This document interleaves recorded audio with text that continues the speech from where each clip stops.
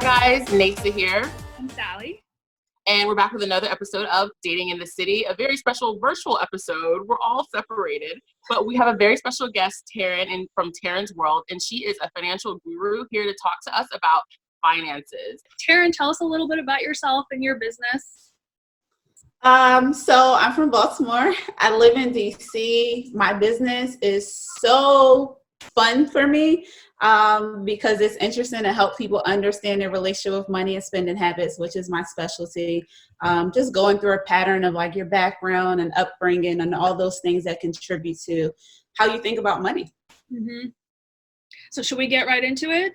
Yeah, let's go. Oh, Taryn, we'd love to hear your perspective and some thoughts on, how to kind of cope with financial situation given what's going on with COVID. So first, my highest recommendation is to stay home as much as possible. Mm-hmm. I know that even outside of COVID-19, a typical situation, if you leave the house, you're going to spend money. Like, that's just the times that we're in. There's no more, like when I hear people say, hey, I got the same $20 in my pocket that I had last week. And I'm like, yeah, but you probably use your card because there's no way you left the house without spending anything. So staying home as much as possible definitely helps ease the financial situation that you have. So what you're saying is that we all should have some extra money in our pocket right now since we're all stuck at home. Absolutely. Last night, I revisited my spreadsheet because I really wanted to know, like, let me take my real inventory of how much money I'm actually saving. Mm-hmm. I did boost up my groceries just a little bit, but I don't need to because I have 2 months worth of food already. But just seeing how much money you're actually not expending on things that you would traditionally have to spend, just on your day, commuting, if you pay for childcare, all the things that you can't get out of. So I was very happy and pleased. And I think the biggest part about when you take that inventory for yourself is make sure you don't lose it. Mm. It's very easy to lose. Once everything is over, you see all these people on social media. This is my mood when COVID's over, when we're free. I can't wait to brunch. I can't wait to do all these things. And it's like, yeah, that's great. But make sure all the money that you were able to reserve during this time that you don't just piss it away. But, we are a dating show, right? We are a dating company. And so we really want to get into some nuances about spending and relationship habits. And so we know that finances are normally the number one cause of the dissolution or, termination of a relationship. And so what tips do you have for couples when it comes to finances and dating, within COVID or just in general? Like, how can couples manage their finances together in a way that helps them maintain their relationship? Okay, so I'll start with within COVID since that's the current climate that we're in. So first of all, staying home and getting creative is the perfect solution to minding your finances while you are home. A perfect example would be, let's say you like to travel, you're a traveling couple, but you're not traveling right now because you can't go anywhere.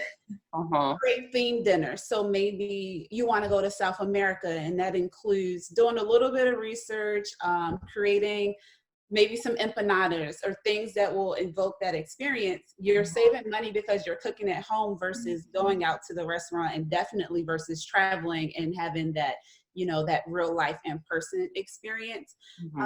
Outside of COVID, it's different because if you are, the type of person female wise, where you expect a man to pay for everything, you have to be on some sort of common grounds where it's like, hey, this is how I am. The man accepts that part about you, but be fair.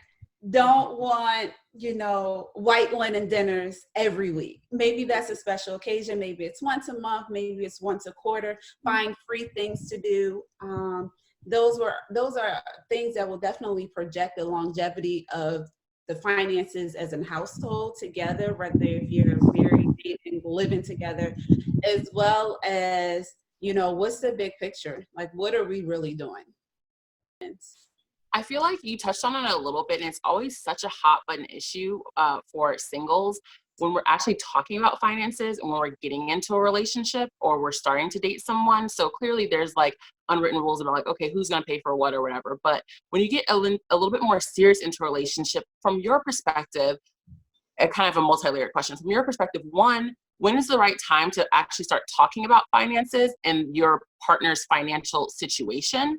And then two, what do you recommend for people in serious relationships that may be entering into marriage or an engagement as it comes to like sharing finances or sharing bank accounts and that type of information? So the thing that I like to say most about finances is personal finance is definitely personal. So that whole behavioral aspect, that relationship with money aspect is intertwined into all of that, because if you don't have a firm ground, then you can just get lost in the sauce. Let's just go with it that way. So when it comes to actually talking about finances, just ask like, hey, do you think now is a good time for us to discuss money? Right. And that could be first date for somebody who's super serious and they're like, hey, I'm dating with an intention. So we're not playing games. Let's just, hey, first date. What's your situation? Or I might wait a little bit longer than the first date. Or it can be a month in. It just depends on where you are in life and how big of a factor that is for you. For some people, they are in their own situation. So, maybe they don't want to quadruple their debt, but you're not excluding somebody because they have debt or because what you think their credit score is worth to you. So you have to definitely take those things into consideration. Profession, you can kind of foresee, I'm in the DC area, so the probability of you working for the government is pretty high. You can kind of gauge what somebody may or may not make, but their expenses will also dictate how much money they actually have. That ultimately brings it back to, being comfortable enough to have that conversation early on in the dating process. Especially we're all from the DC area and careers and finances are they're not taboo to talk about because, people here are very ambitious and they want to make sure that they're on the same path as their partner. But I think it's really interesting to talk about finances, not just from, a dating perspective, but specifically right now. I mean, is it really an appropriate time for people to be investing? Because I know some people are scared. Is now, a time to think about finances just from the like day to day, making sure that you're going to be okay like next week and next month? Or is there room for us to think long term, at least now?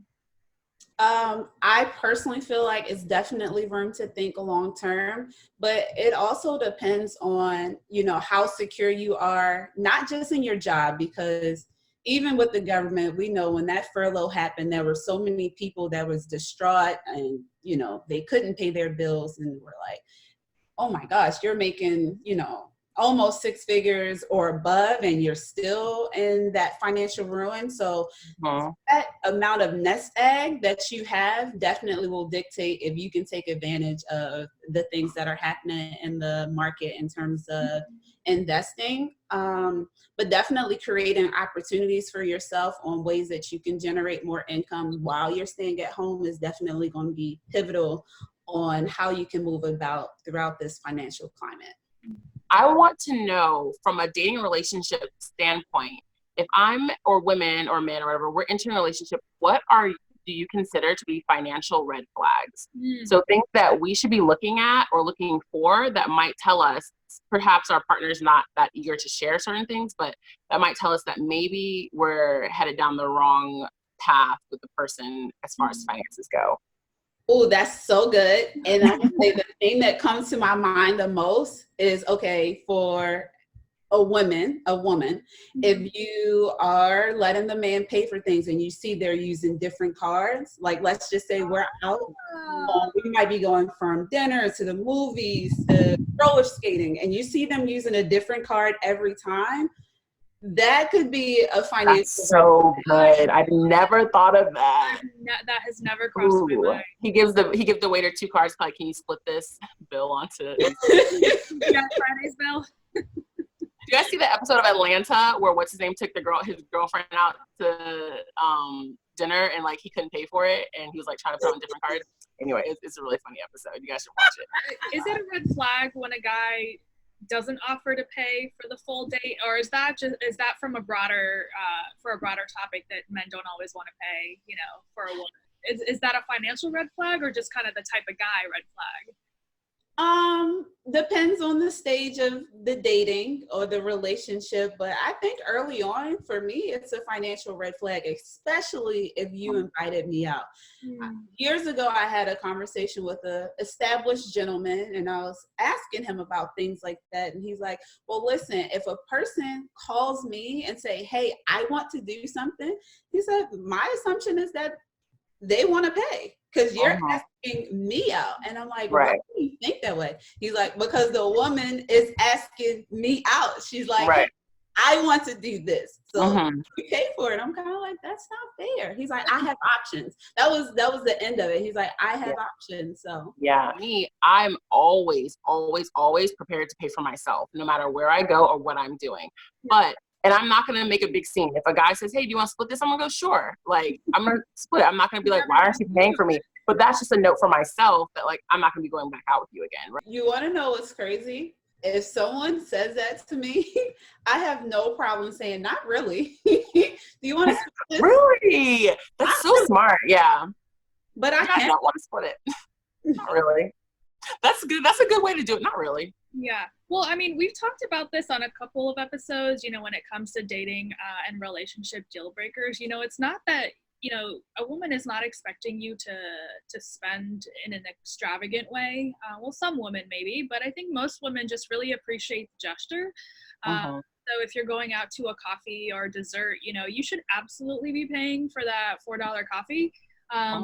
Talking about doing, fancy dinners every weekend, that's a separate conversation that you need to be having with your partner and saying like, look, we can't really afford to be doing these expensive dinners every weekend, but I'd rather have the awkward conversation and understand, your financial situation than have it be awkward at the dinner table and, split the bill. There's also room for compromise. Like, if you like to eat at nice places, you can suggest going to happy hour. Like, hey, do you get off early? Oh, yeah. Happy hour? Like, happy hour at Joe's Stone Crab.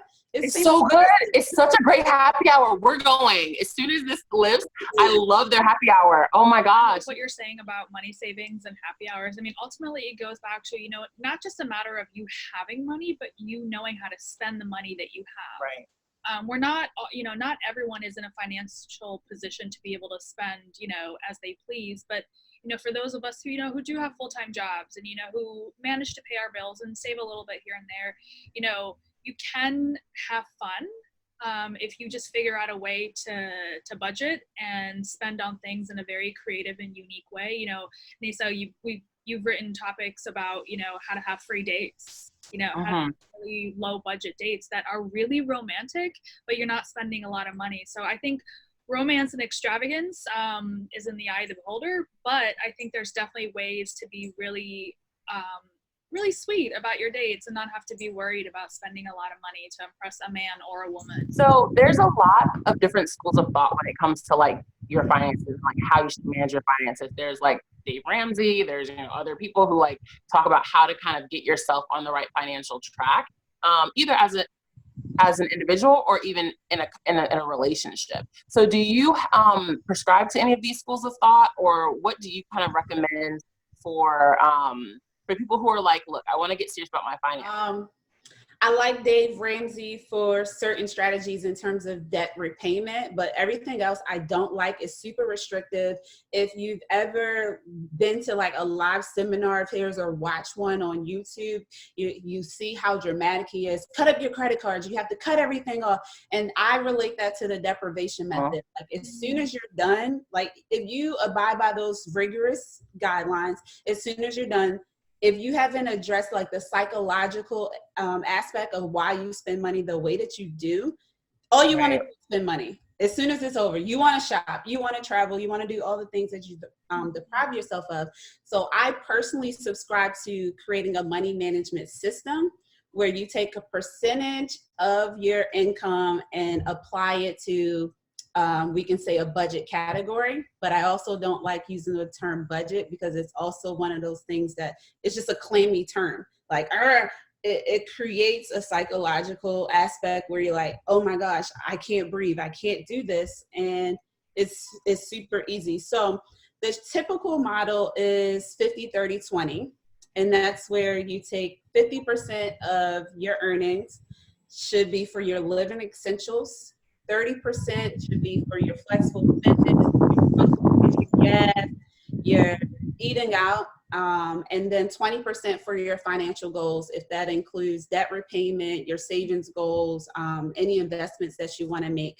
So breaking it down that way, you're less restrictive. I also recommend using something that will keep you on balance when it comes to whatever that amount is for your flexible spending, whether that be a bank card that only has that amount in the account, prepaid card, if you use a charge card like the American Express Gold Card, something where you know you have to pay that amount at the end of the month. Like those are some of the tips that you can implement in order to make your life a little smoother. Actually, I'm happy that you are blunt about, about dating and asking even someone on a first date, what their financial situation is, because, we've had a couple of social posts, on our Instagram feed about finances, and a lot of people react they react in a really awkward way. I think it's important to talk about money because it impacts the kind of lifestyle you're going to have with this person.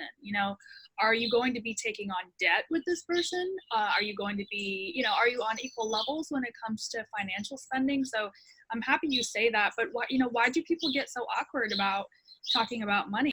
People don't like other people in their business. And I think it's kind of like that sacred bond. No one should know what's in my bank account unless you're on the other end, like you work for the bank or you're trying to approve me for something. Outside of that, it's none of your business. That's kind of the environment that we've created for ourselves, especially as millennials. We're very competitive. Even when it comes to, I'm grateful now we're in a stage of like how salary negotiations for women is being promoted the way that it is. And it's like, you can't know that you're shorting yourself unless you know what your peers or other people in the industry are making. Right. You're so quiet and you're so secretive about things. You could be like, I made that mistake and I had no idea. My friend was like, yo, you shorted yourself by like 10K. I was like, whoa. But these are things I didn't know because I was moving in an unknown environment. Taryn, so how can people find you and list your services? Give us your contact details. The best way to find me is on Instagram. It's Taryn's World. So my website is tarynsworld.com. I offer discovery calls so we can get like an insight on if we're a good fit to work with each other. I do money strategy sessions. And I also have a new digital product coming out, which I'm super excited for. Yeah. It'll be really soon. I don't know if this is airing. So I will actually be releasing the template that I use for my money management system. Yeah. Oh, awesome. Let me get a copy. How much is it going to be? So it's going to be $14.97, but for COVID, I'm doing $9.97. Okay. Oh, okay. Awesome. Great. Well, thank you so much for appearing on this episode of Dating in the City. We wish that we could have been in person, having some cocktails and really cutting up together, but hopefully we'll be able to redo that in person after COVID calms down. But we really, really appreciate you sharing your insights on finances with our audience. Sally. I want to appreciate you guys watching. Don't forget to like and subscribe to our channel. We hope you like this virtual episode. We hope to keep the series going from a virtual place. And until next time. Bye. Bye. Thanks for having me.